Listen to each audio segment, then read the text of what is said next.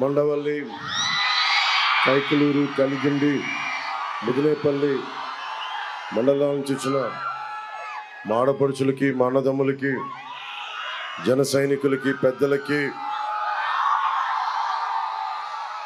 కూటమి తరపు నుంచి, జనసేన తరపు నుంచి, వేదిక పైన ఉన్న నాయకుల తరపు నుంచి మీ అందరికీ హృదయపూర్వక నమస్కారం. కైకలూరు మన కొల్లేరు సరస్సు చిన్నప్పుడు తెలుగు పాఠాల్లో చదువుకున్నాం. అంటే అంత విశిష్టమైనది. అంటే కొంప కొల్లేరైంది అంటాం. ఏదైనా అంటే వెళ్ళిపోయింది, కొల్లేరులోకి వెళ్ళిపోయింది జీవితం అని. ఈరోజు కొల్లేరే ఇబ్బంది పడే పరిస్థితిలో ఉంది.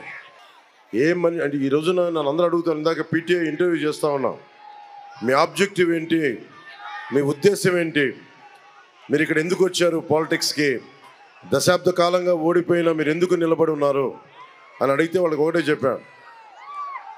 మనిషి అనేవాడు ఎవడు కూడా, సగటు మనిషి ఎవరమైనా సరే, నాతో సహా ఎవరైనా కోరుకునేది ఆరోగ్యం బాగుండాలని, తాగడానికి నీళ్లు ఉండాలని, పంట పండించుకోవడానికి సాగునీరు ఉండాలని, బిడ్డల్ని చదివించుకోవాలని, తలపైన ఒక గూడు ఉండాలని కోరుకుంటాం. ఇవి ఇవ్వడానికి ప్రభుత్వాలు రకరకాల పనులు చేస్తూ ఉంటాయి.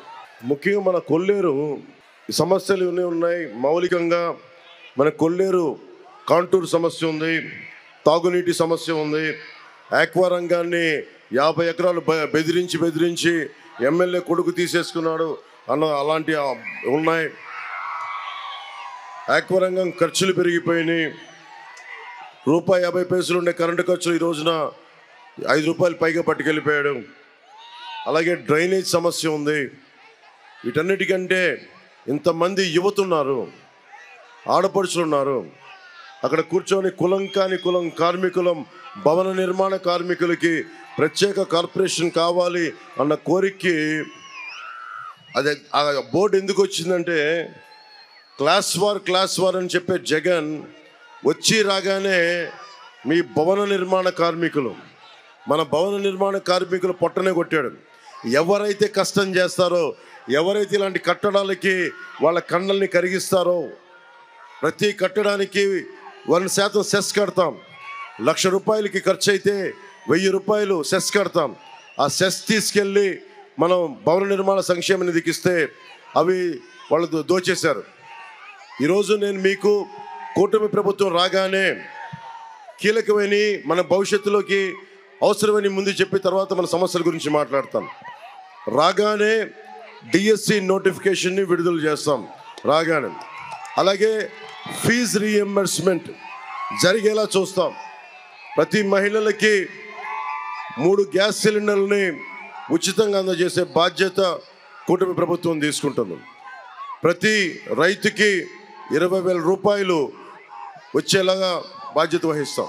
అలాగే సిపిఎస్, ప్రభుత్వ ఉద్యోగులకి సిపిఎస్, దాని మీద చేసి దానికి ఆల్టర్నేటివ్ సిపిఎస్ కానీ, లేదంటే దానికి ఆల్టర్నేటివ్ విధానం కానీ, రిటైర్మెంటు సంతోషంగా ఇంటికి వెళ్ళాలి తప్ప భయంతో వెళ్ళకూడదు. అందుకని ప్రభుత్వ ఉద్యోగులకి గ్యారంటీ ఇస్తున్నాం.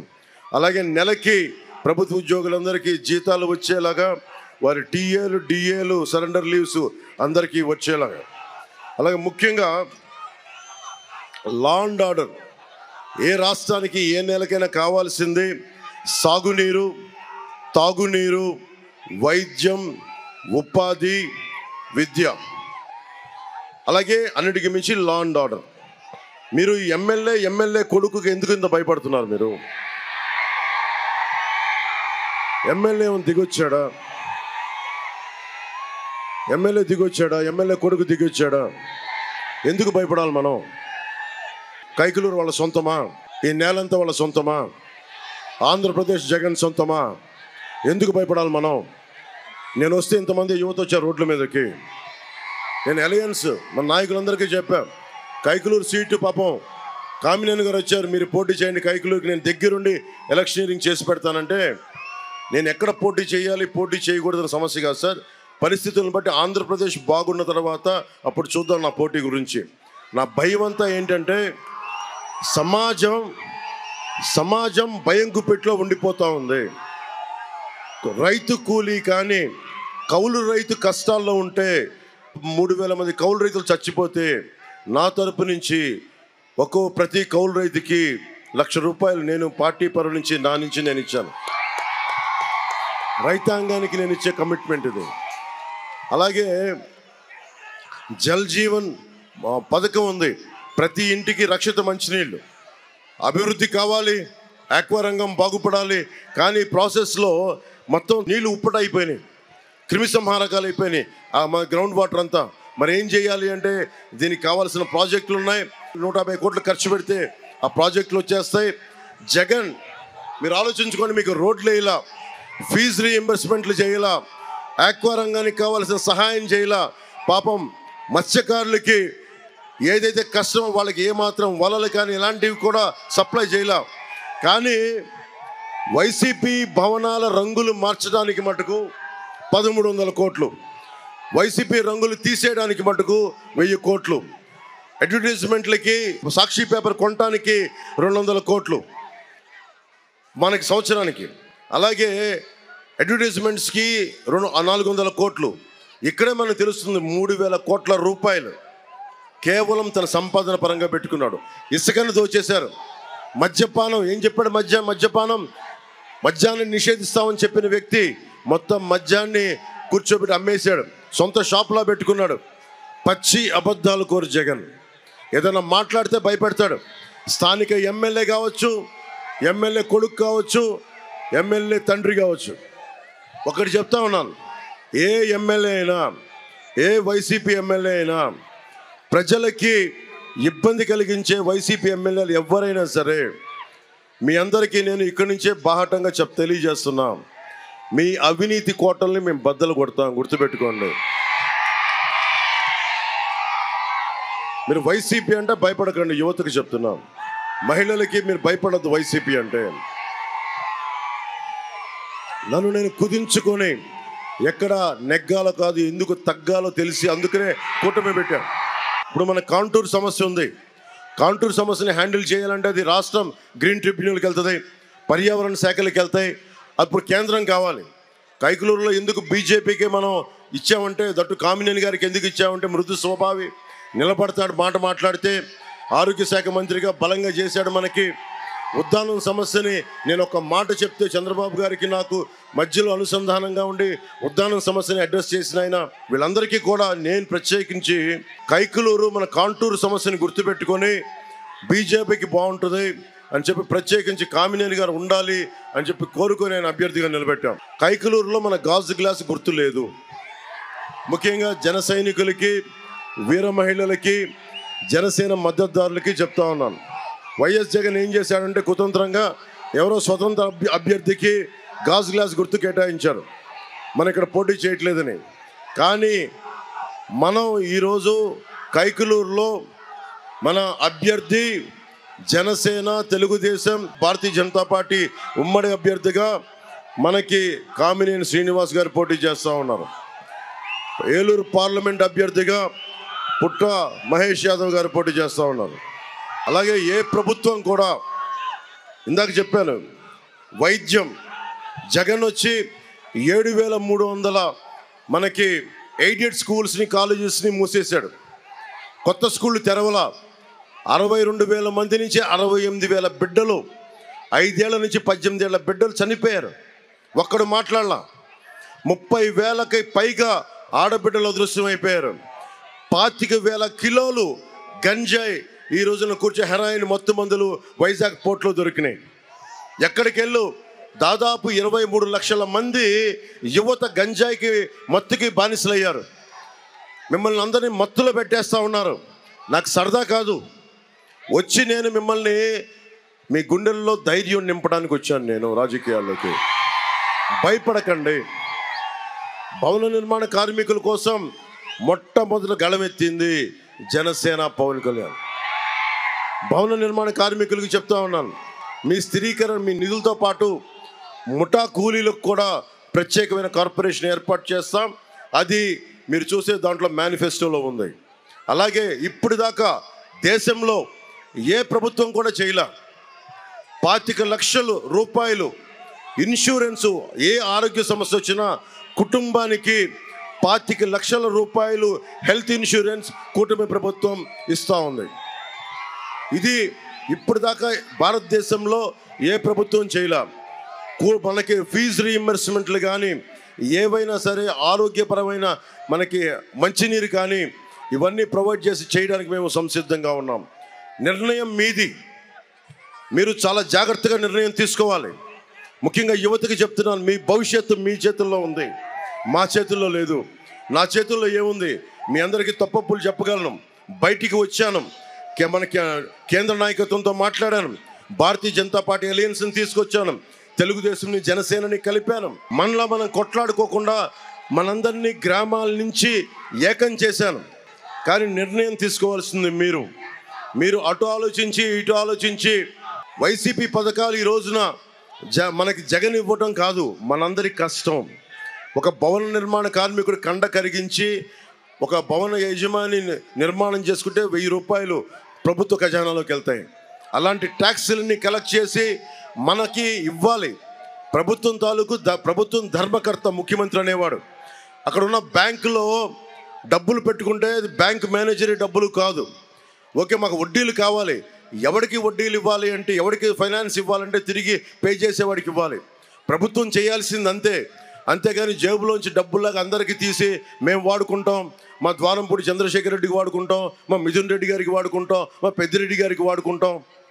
అటవీ శాఖ మంత్రి పెద్దిరెడ్డి గారు రాష్ట్రానికి ఒక్కసారన్నా వచ్చి మన కొల్లేరు వైపు చూసారా? వచ్చి మాట్లాడారా? ఒరిస్సాలో ఉన్న బర్డ్ శాంక్చురీ లాగా ఎందుకు చేయలా? ఎందుకు పర్యాటక రంగం మనకి ఎందుకు ముందుకు తీసుకెళ్ళా? పర్యాటక రంగం వస్తే బోళ్ళంత డబ్బులు వస్తాయి కదా మనకి. బోట్లు, షికార్లు, బిల్డింగ్లు అన్నీ కూర్చోబెట్టంటే స్థానిక యువతకు ఉపాధి అవకాశాలు కలుగుతాయి కదా, ఎందుకు చేయలా? ఎర్రచందనం కొట్టుకుంటా బిజీగా ఉన్నప్పుడు మన కొల్లేరు గురించి ఆలోచించే సమయం వాళ్ళకి ఎక్కడ ఉంటుంది? ఇవన్నీ మీరు ఆలోచించుకోండి. మీ భవిష్యత్తు కోసం వచ్చా. ఇంకొకసారి బాగా దూలెక్కి కొట్టుకుంటున్న దూలం నాగేశ్వరరావు గారు కావాలా? ఏం దౌర్జన్యం చేస్తారా వీళ్ళు? అంత దురదేం వీళ్ళకు? ఏం చూసుకొని అని మీరు ప్రత్యేకించి పెట్టి పుట్టారా? భయపెట్టేస్తారా? సమాజం మీరు ధైర్యంగా ఉంటేనే సమాజం నిలబడద్ది. ఎరుపు జెండా నా మీద విసిరేయటం కాదు. ఎరుపు జెండా విప్లవానికి సంకేతం. విప్లవానికి సంకేతం. ఎదురు తీసుకెళ్తే గుండె ధైర్యం రావాలి. నా ముందు హుషారుగా మీరు వేస్తే సరిపోదు, నా దృష్టిలో పడితే సరిపోదు. భారతమాత దృష్టిలో పడండి. ఆ ఎలుగెత్తే రెపరెపలాడుతున్న మువ్వెన్నెల జెండా దృష్టిలో పడండి. పవన్ కళ్యాణ్ అనే వ్యక్తి, అతనికి ఒక పరిమితమైన కాలం ఉంటుంది. భగవంతుడిచ్చిన ఆయుస్సు ఉంటుంది, వెళ్ళిపోద్ది. కానీ మీరు నిరంతరం సాగాల్సిన వాళ్ళు. మీరు ఆలోచించుకోండి. భయపడకుండా బతకండి. అదొక్కటే నేను ఇవ్వగలిగేది మీకు. మిగతా సమస్యలన్నీ తీర్చే బాధ్యత కూటమి ప్రభుత్వానికి. మన కలిదండి మండలంలో కొత్తగా అగ్నిమాపక కేంద్రాన్ని ఏర్పాటు చేయలేదు వీళ్ళు. అది మనం వచ్చి ఏర్పాటు చేద్దాం. ముదినేపల్లి మండలంలో ధాన్యం నిల్వ చేసుకునేందుకు మనకి గోడౌన్స్ అందుబాటులో లేవు, గోడౌన్లు చేద్దాం. అలాగే ముదినేపల్లిలో డిగ్రీ కళాశాల ఏర్పాటు చేయాల్సిన అవసరం ఉంది, అది ముందుకు తీసుకెళ్తాం. కైకలూరు నియోజకవర్గంలో కార్మికులు ఎక్కువ ఉన్నారు, పరిశ్రమలు ఎక్కువ ఉన్నాయి. ఈఎస్ఐ ఆసుపత్రి అవసరం ఉంది. ఈఎస్ఐ ఆసుపత్రిని కావాలి అంటే మన కేంద్ర మంత్రి, మనకి కేంద్రం నుంచి సహాయ సహకారాలు ఉన్న కామినేని గారు గెలిస్తే మన ఈఎస్ఐ ఆసుపత్రిని అక్కడ ఎస్టాబ్లిష్ చేసే బాధ్యత మనం తీసుకుంటాం. కైకలూరులో పార్క్ ఏర్పాటు, పిహెచ్సిలో డయాలసిస్ కేంద్రం ఏర్పాటు, 50 అడుగుల ఆసుపత్రి హామీ నెరవేరలేదు, వాటన్నిటిని ముందుకు తీసుకెళ్తాం. పేరూరులో పోలరాజు మెయిన్ డ్రైవ్ పై వంతెన కూలి, చిన్నపాటి వంతెన కూలి 3 సంవత్సరాలైనా పట్టించుకోవాలా. చాలా సార్లు మన జన సైనికులు కూడా వంతెనలు కూలిపోతే పోరాటం చేసిన సందర్భాలు ఉన్నాయి, కొడితే ఎదురు తిరిగిన సందర్భాలు ఉన్నాయి. మనం వచ్చి అలాంటి చిన్న చిన్న మౌలిక వసతులు, చిన్నపాటి వంతెనలు, కల్వర్ట్స్ని అన్ని జాగ్రత్తగా మనం నిర్మించుకునే అవకాశం ఉంది. కైకలూరుని పంచాయతీ నుంచి నేను మనం చెప్పాను వారాహ యాత్రలో కూడా, కైకలూరుని పెడన, బందర్ వీటన్నిటిని కూడా కూర్చోబెట్టి చతుర్ముఖ నగరాలుగా తీర్చిదిద్దాలి. మన పంచాయతీ నుండి దీనిని మున్సిపాలిటీగా మార్చాలి. అవసరమైతే కేంద్ర నాయకత్వానికి చెప్పి, కామినేని గారికి చెప్పి దీన్ని ఒక స్మార్ట్ మున్సిపాలిటీగా చేయాల్సిన అవసరం ఉంది. అలాగే పెదలెంక డ్రైవ్ పై గరిసిపూడి వద్ద పాత రెగ్యులేటర్ పాడైపోయింది, కొత్త రెగ్యులేటర్ నిర్మాణం చేస్తామని చెప్పిన మనిషి బెదిరించడం తప్ప ఇప్పుడు దాకా ఏం చేయలేదు. స్థానిక ఎమ్మెల్యే మనం కొత్త రెగ్యులేటర్ని నిర్మాణం చేస్తాం. కొల్లేరుకి గ్రీన్ జోన్ ముప్పు ఉందని చెప్పారు. పోయినసారి కాంటూర్లో లేనివి కూడా కొట్టి 10,000 ఎకరాలు కొట్టేశారు బాంబులు పెట్టి. అది ఎలా చేయాలి ఒకసారి కూర్చోబెట్టి దాని మీద పునరాలోచన చేస్తాం. కలిదండిలో రైతులు రైతు బజార్లకు ఇబ్బందులు పడుతూ ఉన్నారు. రైతు బజార్లు ఏర్పాటు చేస్తాం. పడమటివాలం, పరసావానిపాలెం, ఎస్ఆర్సి అగ్రహారం, వెంకటాపురం గ్రామాల్లో కూరగాయలు ఆకుకూరలు పండించే రైతులు వాటిని అమ్ముకోవాలంటే ఇబ్బంది పెడతా ఉన్నారు. దూర ప్రాంతాలకి వెళ్ళి అమ్ముకోవాల్సి వస్తుంది కాబట్టి కలిదండిలో రైతు బజార్ని ఏర్పాటు చేస్తాం. ఏలూరు రూరల్ కైకలూరుకి కలిపే బ్రిడ్జి కావాలి. ఆ బ్రిడ్జి కావాలంటే మనకి బలమైన నిధులు ఉండాలి, రాష్ట్ర ప్రభుత్వం సహకారం ఉండాలి. అవసరమైతే కేంద్ర పరిధిలో భూమి ఉంటే దాన్ని కేంద్ర ప్రభుత్వం సహకారం కూడా తీసుకోవాలి. అందుకని వీటన్నిటికి మించి రైట్ ప్రభుత్వం ఉంటే అన్నీ సాధించుకోగలమని తెలియజేసుకుంటూ ఈ రోజున ముఖ్యంగా అక్కడున్న పాత్రికేయ సోదరులకు చెప్తున్నాను, మీకు ప్రెస్ ఫ్రీడమ్ డే ఈ రోజున మీకు శుభాకాంక్షలు తెలియజేస్తా ఉన్నాను. మీడియా వర్గాల వారికి వైసీపీ పాలనలో 112 మంది జర్నలిస్టులపై దాడులు జరిగాయి. 430 కేసులు నమోదు చేశారు. పత్రికల్ని ఛానల్ని కట్టడి చేసేందుకు జీవో 1 తీసుకొచ్చారు, భయపెట్టారు. అక్రిడిటేషన్ జారీలో దాదాపు 21,000 మంది జర్నలిస్టులు ఉంటే కేవలం 9,000 మందికి అక్రిడిటేషన్ ఇచ్చారు. అలాంటి జర్నలిస్టులందరికీ మేము మీకు కావాల్సిన న్యాయం జరిగేలా భద్రత కల్పిస్తామని తెలియజేసుకుంటూ ఈ వేదిక పైన శ్రీ కామినేని శ్రీనివాస్ గారు భారతీయ జనతా పార్టీ కమలం గుర్తు మీద పోటీ చేస్తున్నారు. వారికి మీ భారీ మెజారిటీ తోటి గెలిపించవలసిందిగా కోరుకుంటున్నాం. అలాగే పుట్టా మహేష్ గారిని తెలుగుదేశం పార్టీ సైకిల్ గుర్తు మీద పోటీ చేస్తున్నారు, అని భారీ మెజారిటీతో గెలిపించండి. ఆఖరి మాటగా ముఖ్యంగా ఇక్కడ ఉన్న ఆస్తిపాస్తులు చిన్నపాటి భూపట్టాలు ఇచ్చారు. పట్టాలు ఇచ్చి స్థలాలు చూపించలా. పోనీ పట్టాలు అక్కడ మనకి భూములు ఇల్లు కట్టుకోవడం చెప్పి వాటి గ్యారంటీలు ఇవ్వాల. ఈ రోజున జగన్ చేస్తుంది ల్యాండ్ టైటిలింగ్ యాక్ట్ అని పట్టుకొచ్చాడు. అది ల్యాండ్ టైటిలింగ్ యాక్ట్ కాదు, అది జగన్ ల్యాండ్ గ్రాబింగ్ యాక్ట్. అది ఇక్కడ భూమి ఉంది, ఇల్లు ఉన్నాయి, ఆ కనిపించే చిన్న గుడిసె ఉంది, ఆ మూలంలో చిన్న పెంకుటిల్లు ఉంది, 1 ఎకరం పొలం ఉంది, 1/2 ఎకరం ఆక్వా చెరువు ఉంది, 4 ఎకరాల కూర్చోబెట్టే సాగు భూమి ఉంది. ముందు ఏం చేశాడు? పాస్ పుస్తకాల మీద బొమ్మ వేశాడు. తర్వాత ఏం చేశాడు?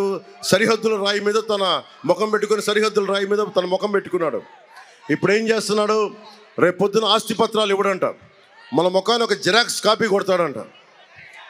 మీరు ఇక్కడ ఉన్నారమ్మా, మీరు ఇంతమంది ఉన్నారు, మీ చెల్లెలికి పెళ్లి చేయాలి, మీ అక్కలకి ఆడబిడ్డ, మీ ఆడబిడ్డలని బయటికి పంపించాలి, కట్నాలు ఇవ్వాలి అంటే మీరు పెళ్లి చేసుకునే వాళ్ళు, ఆడబిడ్డను పెళ్లి చేసి అత్తగారింటికి పంపించేవాళ్ళు మీకు ఒరిజినల్ స్టాంప్ పేపర్ ఇస్తే తీసుకుంటారా, లేదంటే జిరాక్స్ పేపర్ ఇస్తే పెళ్ళిళ్ళు జరుగుతాయా?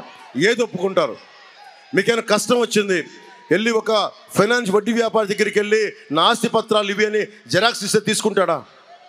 బ్యాంకుల్లోకి వెళ్ళి నా జిరాక్స్ పెడతాను నాకు ఇవ్వండి తీసుకుంటాడా? ఒక ఆధార్ కార్డు రావడానికే దేశంలో దశాబ్దం పాటు వాదోపవాదాలు జరిగినాయి.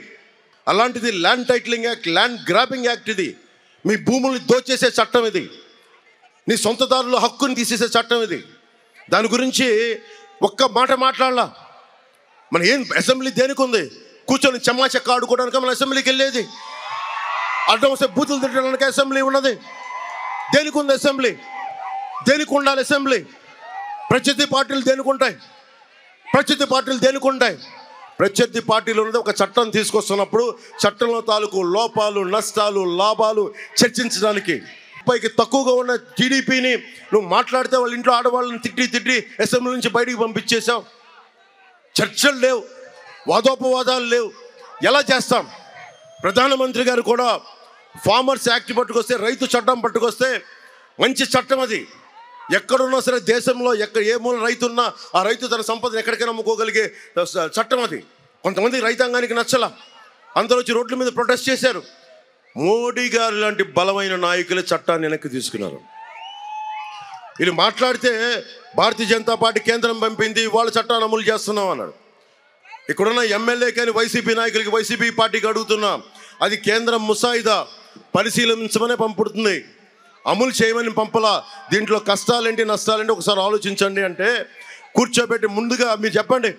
50 ఎకరాలు వాళ్ళ ఎమ్మెల్యే కొడుకు దోచేశాడు. ఒరిజినల్ పత్రాలు పెట్టుకొని 50 ఎకరాలు దోచేశాడు, భయపెట్టి బద్దలు కొట్టేస్తామని.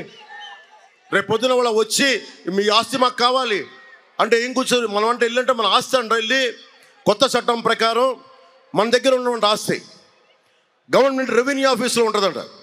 రెవెన్యూ ఆఫీస్లో కూడా ఎంఆర్ఓ దాని గురించి పై అధికారం వాడి దగ్గర ఉంటుందంట. ఆ వ్యక్తి దగ్గర ఉంటే మనం వెళ్ళి ఆ ఆస్తి నాదని ప్రూవ్ చేసుకోవాలంట 90 రోజుల్లో. మళ్ళీ నాదని ప్రూవ్ చేసుకోకపోతే ఎవడో పట్టుకెళ్ళిపోతాడు. ఇక్కడ ఉండే స్థానిక ఎమ్మెల్యే, దోలెక్కిన ఎమ్మెల్యే లాంటి ఎలా పట్టుకెళ్ళిపోతాడు. కోర్టులకు వెళ్ళడానికి లేదు, పోలీస్ స్టేషన్కి వెళ్ళడానికి లేదు, కోర్టులకు వెళ్ళడానికి లేదు. కోర్టుకు వెళ్తే హైకోర్టుకి వెళ్ళాలంట. అరే 2 ఎకరాలు ఉన్న భూమి, ఎకరం ఉన్న భూమి, ఒక 100 గజాలున్న ఒక ఇల్లు ఓనరు హైకోర్టుకి వెళ్తాడు. మనకి కర్నూలులోనో లేదంటే అమరావతిలోనో హైకోర్టుకి వెళ్ళగలడా? ఇదంతా కూర్చొని ఇక్కడ కూర్చొని రెవెన్యూ ఆఫీసులో సెటిల్ చేస్తారంట. రెవెన్యూ ఆఫీసులో ప్రభుత్వం కదా ఉండేది. ప్రభుత్వం తాలూకు వ్యక్తులు కూర్చుంటే ఎంతసేపు మన ఆస్తులను కబ్జా పెట్టడానికి. సో అందుకని జాగ్రత్త. మీరు కనుక వైసీపీకి ఓటేస్తే గాల్లో పెట్టిన దీపమే మీ ఆస్తులు, గాల్లో పెట్టిన దీపం. వైసీపీ మద్దతుదారులు కూడా చెప్తా ఉన్నా, మీరు కనుక దోల నాగేశ్వరరావు గారికి ఓటేస్తే మీకు గాల్లో పెట్టిన దీపమే అవుతాయి మీ ఆస్తులు. తర్వాత నేను ముందే చెప్పా, వీళ్ళు వస్తే దోచేస్తారు, భయపెడతారు, లా అండ్ ఆర్డర్ ఉంటుంది. ఇదే కైకలూరులో 2019లో చెప్పాను, అడ్డగోలుగా దోచేస్తారు. నా మాట ఎవరు వినలా. ఈరోజు మళ్ళీ చెప్తున్నా, ఇది కాదు అది కాదు అని చెప్పి కథలు కాకుండా మన భవిష్యత్తుకి పవన్ కళ్యాణ్ అనే వ్యక్తి వచ్చి కూటమి అందరినీ కలిపాడు, పార్టీలను కలిపాడు. తగ్గి మరి బైబిల్లో సూక్తి చెప్తారు కదా, తనను తను తగ్గించుకున్నవాడు హెచ్చింపబడునని. బైబిల్ సూక్తి అదే కదా. ఎందుకు తగ్గించుకుంటాం? నాకేమైనా ఆస్తి కావాలా, పేరు కావాలా? ఎందుకంటే మీకు బాగుండాలని, మీ భవిష్యత్తు బాగుండాలని. అందుకని ప్రత్యేకించి మీ అందరికీ ధన్యవాదాలు తెలుపుకుంటూ జాగ్రత్తగా ఓటు వేయండి. భవన నిర్మాణ కార్మికులు కూడా చెప్తా ఉన్నాను, నేను అది ఆల్రెడీ ఉంది, అది ఆ కార్పొరేషన్ ఖచ్చితంగా దాన్ని దృష్టిలో పెట్టుకున్నాం. ఒకసారి మేనిఫెస్టో కూడా చదవండి మీరు అందరూ, అన్నీ ఉన్నాయి. మేనిఫెస్టోలో ఏమీ లేకుండానే భవన నిర్మాణ కార్మికులకు ఓటు వేయకుండానే నేను మీకోసం వచ్చిన వాడిని.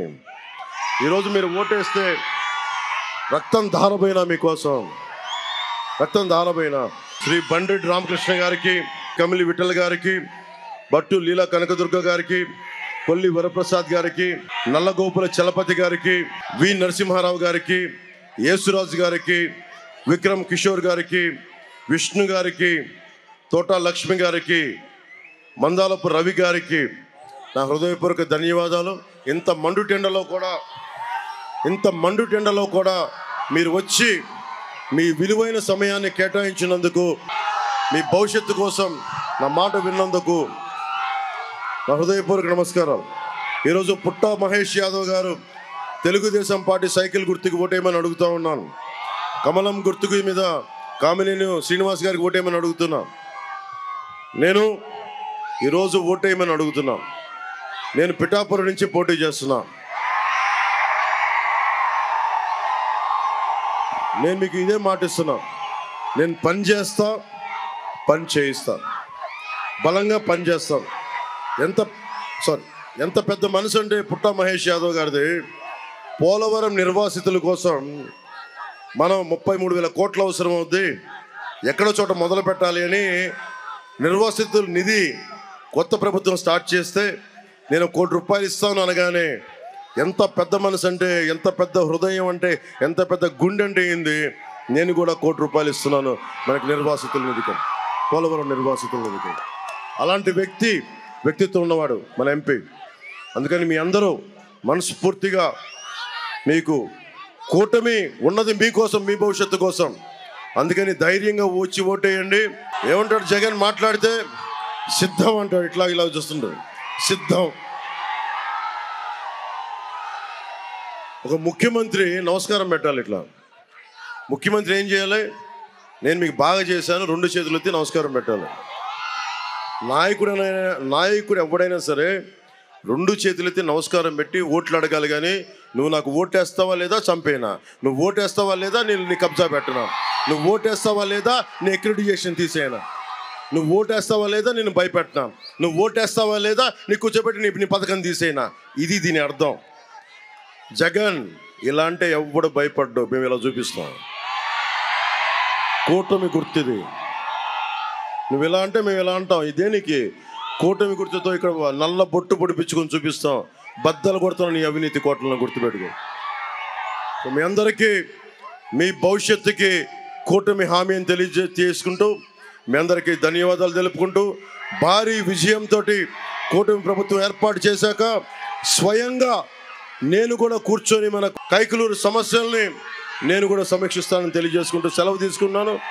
జై టీడీపీ, జై బీజేపీ, జై జనసేన, జై హింద్.